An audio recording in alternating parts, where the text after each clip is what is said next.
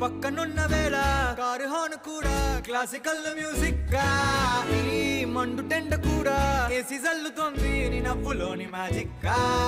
taxi hire చేసి నువ్వు బేరమాడుతుంటే cute గుంది basic గా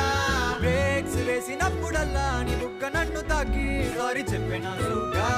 నువ్వున్న కిటికీ ఏ వైపు వెతికి వాట్సాప్ చేస్తావా